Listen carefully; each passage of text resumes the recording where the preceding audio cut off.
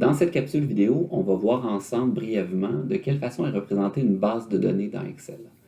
Donc, vous avez devant les yeux une base de données qui va être utilisée pour faire tous les exemples qu'on va utiliser dans Excel. Donc, vous avez une base de données. Dans ce cas-ci, vous avez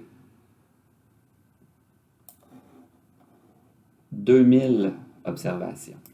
Donc, les deux propriétés les plus importantes d'une base de données dans Excel, vous voyez qu'elles sont ici sous forme de tableau, c'est que chaque colonne de votre base de données correspond à une variable.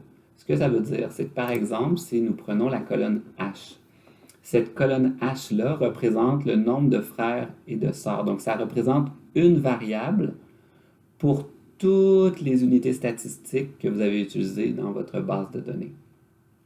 Donc, chaque colonne, c'est une variable différente. Donc, plus tard, lorsqu'on va vouloir faire des tableaux de fréquences, on va vouloir faire des tableaux de fréquences par rapport à des colonnes particulières. Donc, ça, c'est une première propriété que chaque colonne correspond à une variable. Autre propriété importante, c'est que chaque ligne correspond à une observation différente. Qu'est-ce qu'on entend par observation? C'est par exemple, ce sont les réponses d'une unité statistique dans votre sondage. Par exemple, ici, je suis à la ligne numéro 6.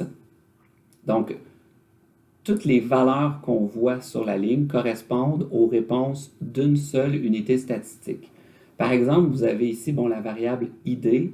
La variable ID, c'est juste un identifiant numérique pour être capable de distinguer une unité statistique, donc une personne d'une autre. On voit ici que la variable âge, c'est 71, donc la personne qui a été interrogée, la 5e personne, avait 71 ans. C'était une femme.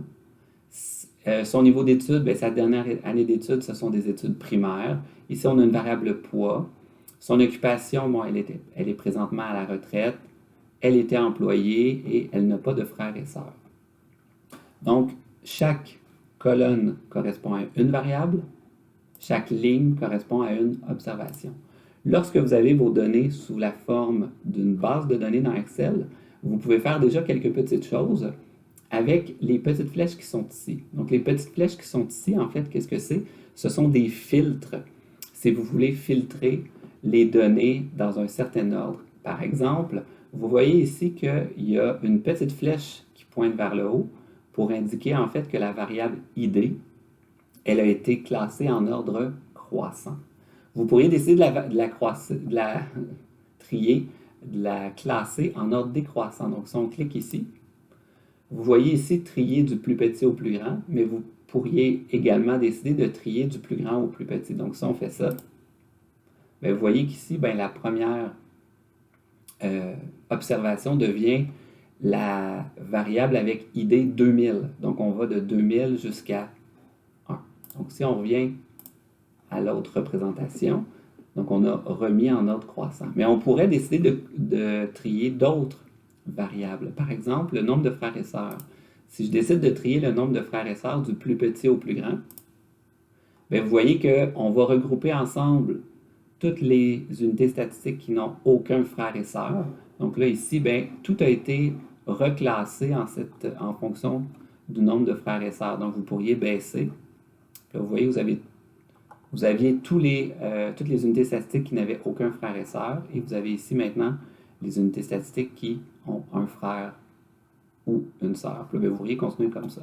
Donc, vous pouvez toujours trier vos données à l'aide des flèches. Donc, si je reviens avec mon tri de base, vous pouvez faire quelques petites opérations de tri avec les options de tri d'Excel. Vous pourriez le faire avec d'autres types de variables. Là, je l'ai fait avec des variables numériques, donc des variables quantitatives. Vous pourriez le faire, par exemple, avec la variable sexe pour dire, je pourrais trier de A à Z. Donc là, on trierait, dans le fond, en ordre alphabétique. Donc, les femmes seraient triées avant les hommes. Donc ici, on a les femmes, puis là, à la suite de ça, on aurait les hommes.